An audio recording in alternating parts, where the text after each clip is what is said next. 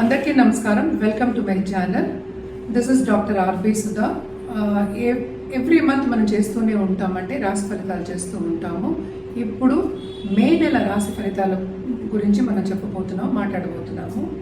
దానికన్నా ముందు ఎప్పటికైనా సరే గోచారం మాట్లాడుకోవడం అనేది అంటే వెరీ ఇంపార్టెంట్ అనుకోండి. చాలా చాలా ఇంపార్టెంట్. ఎందుకంటే గోచార రీత్యానే 12 రాశులకి మనం రాశి ఫలితాలు చెప్పడం అనేది జరుగుతుంది. ఎందుకంటే ప్లానెట్స్ అందరికీ తెలుసు, 9 ప్లానెట్స్ ఉంటాయి, అలాగే 12 రాశులు ఉంటాయి. అసలు రాశి అంటే ఏంటి? రాశి అంటే మీరు పుట్టిన నక్షత్రం, అంటే చంద్రుడు ఏ రాశిలో ఉన్నాడు, అది ఏ భావంలో ఉన్నాడో మనం దాన్ని రాశి కింద పరిగణిస్తాం అన్నమాట. అంటే పుట్టిన నక్షత్రం బట్టి. సో అందరు రాశుల వారికి ఎప్పుడు ఒకేలా ఉండదు కదా, గ్రహాలు మారుతూనే ఉంటాయి. సో గ్రహాలు మారినప్పుడల్లా మనకి ఫలితాలు అనేవి మారుతూనే ఉంటాయి. సో తప్పక ఫస్ట్ మనం ఏంటంటే గోచార రీత్యా మేలో ఎలా ఉందో ఫస్ట్ చూద్దాము. మేలో ఏంటంటే చాలామందికి తెలిసిన విషయం, అందరికీ ఇప్పుడు అందరూ యూట్యూబ్లో కూడా చూస్తున్నారు, అందరూ ఆస్ట్రాలజర్స్ దగ్గరికి వెళ్తున్నారు, అండ్ ఆల్సో ఆన్లైన్ ప్లాట్ఫామ్స్ కూడా చాలా వచ్చేసాయి. సో మేజర్ గ్రహాల మూమెంట్ మనకి మేలో ఎక్కువ ఉంది. అంటే ఏంటి? మనకి శని మూమెంట్ మనకి తెలుసు, ఉగాదికి ముందే మూవ్ అయ్యాడు, అది మనకి మీనంలోకి మూవ్ అయ్యారనమాట. అలాగే మనకి మెర్కురీ, బుధుడు ఉన్నారు అందులోనే మీనంలో. మనం మాట్లాడుకున్నాం పంచగ్రహ కూటమి కూడా మనం మాట్లాడుకున్నాము, ఇదే రాశిలో జరిగిందనమాట. రాహు ప్రస్తుతం ఇక్కడే ఉన్నారు. రాహు ఏమో మే 18కి మనకి కుంభానికి వెళ్తున్నారు. అలాగే కేతు మే 18కి ఏమో మనకి సింహానికి వెళ్తున్నారు అనమాట. అండ్ ఆల్సో మనకి ఇందులో ఇంకొక గ్రహం కూడా ఉంది, అదేంటంటే శుక్రగ్రహం. శుక్రుడు ఎగ్జాల్టేషన్ పొజిషన్, అంటే ఉచ్చ స్థితిలో ఉంటారనమాట మీనరాశిలో. అలాగే బుధుడు ఇందాక నేను చెప్పినట్టు ఆయన ఏంటంటే నీచ స్థితిలో ఉన్నారు. ఆయన మూమెంట్ కూడా మనకి ఫస్ట్ వీక్ ఆఫ్ మేలో జరగబోతోంది, 7th ఎక్కడికి? మేషానికి. అండ్ మోస్ట్ ఇంపార్టెంట్ ప్లానెట్ మనం ఎప్పటికైనా మనం మాట్లాడుకుంటూ ఉంటాం, సూర్యుడు. సూర్యుడు సంక్రమణం అనేది మనం ఎవ్రీ మంత్ జరుగుతూ ఉంటుంది. మేషానికి ఆయన మే 14కి వెళ్తున్నారు అనమాట. అలాగే మేజర్ గ్రహం గురించి మనం మాట్లాడుకున్నాము, శని గ్రహం. మార్చ్ 29th మూవ్ అయ్యారు మీనానికి. ఈయన 2.5 ఏళ్ళు ఇక్కడే ఉంటారనమాట. అందరికీ తెలుసు, అందరూ భయపడుతూ కూడా ఉంటారు. ఏలినాటి శని అనేది అందరికీ భయాందోళన అందరికీ కలుగుతూ ఉంటుంది. బట్ ఎవరెవరికి ఏలినాటి శని ఉందనేది మనం చూద్దాము. కుంభానికి అంటే మనకి లాస్ట్ ఘట్టంలో ఉందన్నమాట ఏలినాటి శని. అలాగే మీనానికి 2వ ఘట్టంలో ఉంది. మేషానికి ఇప్పుడే స్టార్ట్ అయింది, అంటే మేషరాశి వాళ్ళకి. అలాగే ఇంకో మేజర్ గ్రహం మనం ఎప్పుడు మాట్లాడుకునేది గురుగ్రహం. గురువు ఏంటంటే ప్రస్తుతం వృషభంలో ఉన్నారు. ఆయనేమో మనకి మిథునానికి మే 14కి వెళ్తున్నారనమాట. సో మీరు చూసారు కదా, మేజర్ గ్రహాల మూమెంట్ ఉంది. అలాగే ఏంటంటే మార్స్, ఇంకో గ్రహం ఎప్పటికైనా మనం మాట్లాడుకుంటాం. దాంపత్య అనుకూల గురించి కూడాను మనం ఎప్పుడు చూసేది మనం కుజగ్రహమే చూస్తాము. అలాగే అంటే ముందుకెళ్ళడం కానీ, దూసుకెళ్ళడం కానీ, అగ్రెసివ్ నేచర్ కానీ, ఒక కాన్ఫిడెన్స్ కానీ కూడా మనం ఎప్పుడు మార్స్ని మనం చూసుకుంటూ ఉంటాం. అంటే కుజుడి పొజిషన్ మనం జాతకంలో చూస్తూ ఉంటాం అన్నమాట. ఆయన ప్రస్తుతం నీచ స్థితిలో ఉన్నారు. సో ఈ నెలంతా కూడా ఇదే ఇంట్లో, అంటే కర్కాటక రాశిలో ఉండబోతున్నారు, నీచ స్థితిలో ఉన్నారనమాట. ఇవి మనం మాట్లాడుకోవాల్సిన, అంటే ఇది గోచారం. సో మనం నెక్స్ట్ మాట్లాడుకోబోయేది ఏంటంటే ఒక్కొక్క రాశి వారిగా ఒక్కొక్క రాశి వాళ్ళకి రాశి ఫలితాలు ఎలా ఉన్నాయో మాట్లాడుకుందాం. దానికన్నా ముందు మనం ఎప్పుడు మాట్లాడుకునేది ఏంటి? జనరల్ పరిహారాల గురించి ఎప్పుడు చెప్తూ ఉంటాను. సో జనరల్ పరిహారాలు ఎప్పుడైనా సరే, ఇప్పుడు చాలా మేజర్ మూమెంట్ ఉన్నది ఏంటంటే రాహుకేతు మూమెంట్ ఉంది. సో దాని గురించి మనం ఏంటంటే నవగ్రహ స్తోత్రాలు, నవగ్రహ పూజలు, లేకపోతే నవగ్రహ హోమాలు చేయడం చాలా మంచిది. అండ్ ఆల్సో ఎప్పుడు చెప్తూ ఉంటారు, రాహుకేతు మూమెంట్ ఉన్నప్పుడల్లా ఎప్పటికైనా సరే రాహుకేతు పూజలు చేయడం మంచిది. అంటే నివారణ పూజలు అంటూ ఉంటాం అన్నమాట. తప్పక ఇది చేయాలి.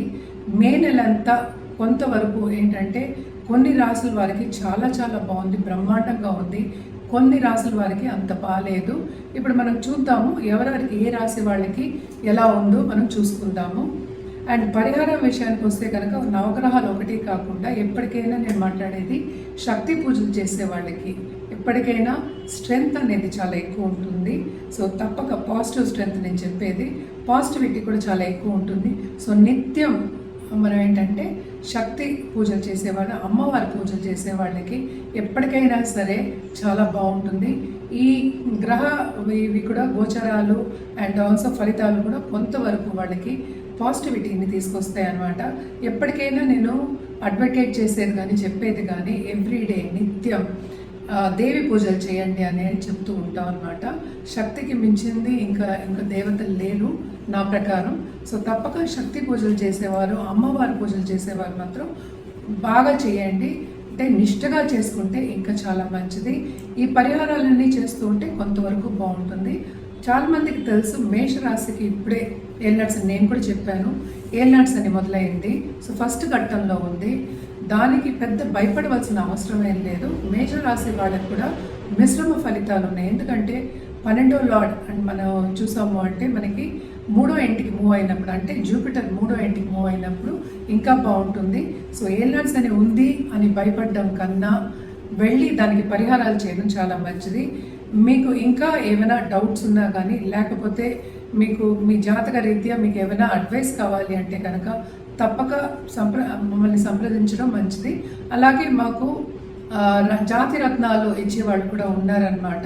సో మన జాతి రత్నాలు కూడా ఎప్పుడు మనం చెప్పుకునేది ఏంటంటే ఒక రెమెడియల్ మెషిన్ పరిహారాల కిందే చెప్తూ ఉంటాము. సో జాతక రీత్యా మీకు జాతి రత్నాలు కావాలి అనుకుంటే తప్పక కింద స్క్రోల్ అయ్యే ఈమెయిల్ ఐడి అలాగే నంబర్కి సంప్రదించవచ్చు. ఇప్పుడు మనం మాట్లాడుకోబోయేది మేషరాశి వాడి గురించి. ఎప్పుడు మనం మేషరాశి వాడి గురించి ఫస్ట్ మాట్లాడుతాము. మేషానికి అధిపతి మనకి తెలుసు కుజుడయ్యారు. కుజుడేమో కొంచెం నీచ స్థితిలో ఉన్నారు. సో ఈ నెలంతా వీళ్ళకి మిశ్రమ ఫలితాలే ఘోషిస్తున్నాయి. అంటే ఏంటి, దేంట్లో అని ఫస్ట్ చూడాలి మనకి. అంటే కెరియర్ పాత్లో వీళ్ళకి ప్రమోషన్స్ వచ్చే సూచనలు అయితే కనిపిస్తున్నాయి, ముందుకెళ్ళే సూచనలు కనిపిస్తున్నాయి. కానీ కొంతమంది ఏంటంటే వీళ్ళు పైకి రాకూడదు అనుకునే వాళ్ళు కూడా తగులుతూ ఉంటారు. అంటే నీచులు తగులుతూ ఉంటారని చెప్తూ ఉంటాం కదా. సో తప్పగా అది మాత్రం జరుగుతుంది. అలాగే మనం చూసాము అంటే 12వ ఇంట్లో మనకి తెలుసు రాహు ఉన్నాడు. సో ఆన్లైన్ బిజినెస్ చేసేవాళ్ళు కానీ బయట దేశాల్లో ఉన్నవాళ్ళు కానీ వాళ్ళందరికీ కూడా కొంతవరకు గుడ్ న్యూస్, అంటే చాలా బాగుంటుంది ఈ నెల అంతా వాళ్ళకి అని చెప్పాలి. అలాగే మన స్టూడెంట్స్ చూసాము అంటే స్టూడెంట్స్ కూడా వీళ్ళు బాగా చదివి, అంటే శ్రమపడి చదివి మంచి మార్క్స్ తెచ్చుకునే ఒక యోగం అని చెప్పచ్చు. శ్రమ చాలా అధికం. ఏల్నాడ్స్ అనే ప్రభావం అయితే ఎక్కడికి వెళ్ళిపోదు కదా, తప్పక ఏల్నాడ్స్ అనే ప్రభావం ఉంటుంది. ఖర్చు కూడా చాలా అధికం ఉంది. తప్పక వీళ్ళకి ఏంటంటే సెకండ్ హౌస్లో మనకి జూపిటర్ ఉన్నారు కనుక భాగ్యం కానీ లేకపోతే ఫైనాన్షియల్ సిచ్యువేషన్ కానీ సేవింగ్స్ అనేది కొంచెం తక్కువ అవుతాయి, కానీ రాబడి అనేది ఉంటుంది. బిజినెస్ పీపుల్కి ముఖ్యంగా చెప్పాలి అంటే సడన్గా డబ్బు వచ్చే సూచనలు బాగా కనిపిస్తున్నాయి ఈ నెల అంతాను. ఎస్పెషలీ మే 14th తర్వాత, అంటే second half of this month వీళ్ళకి చాలా బాగుంటుందనే చెప్పాలన్నమాట. దాంపత్య జీవితంలో కూడా కొంతవరకు అనుకూల పరిస్థితి ఉంటుంది. కొత్తగా పెళ్ళైన వాళ్ళకి ఏంటంటే మిస్అండర్స్టాండింగ్ వచ్చే ఛాన్సెస్ కూడా కనిపిస్తున్నాయి అన్నమాట.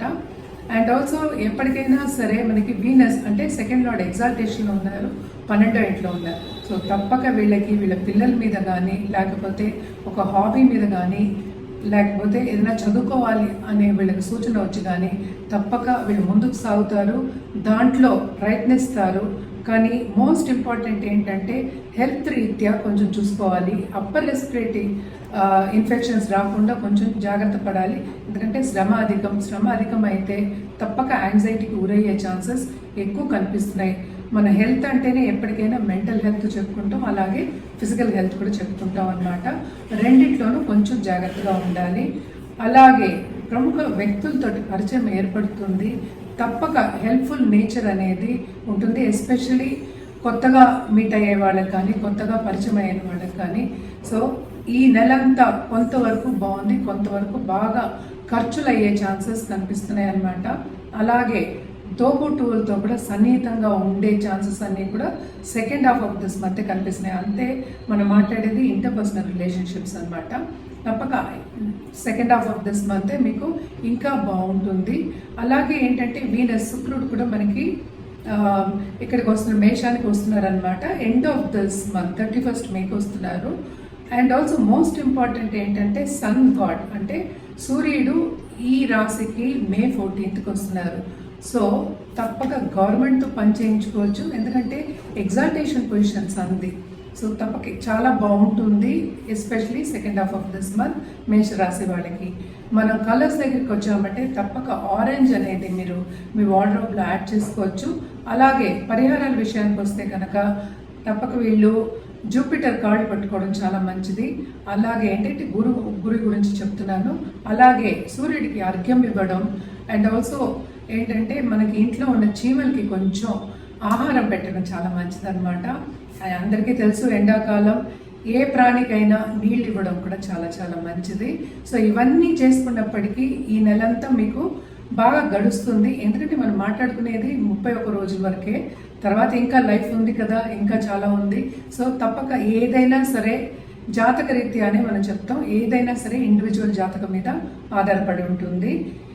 అండ్ ఆల్సో మనం చూసాము అంటే ఇవి మనం మాట్లాడుకునేది 1 నెల వరకే. అండ్ ఇంకా మీకు ఏమైనా డౌట్లు ఉంటే కనుక తప్పక మమ్మల్ని సంప్రదించవచ్చు.